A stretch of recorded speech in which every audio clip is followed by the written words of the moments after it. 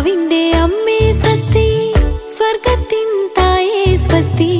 മക്കൾക്കായി അമ്മേ എന്നും പ്രാർത്ഥിക്കണമേ. കർത്താവിന്റെ അമ്മ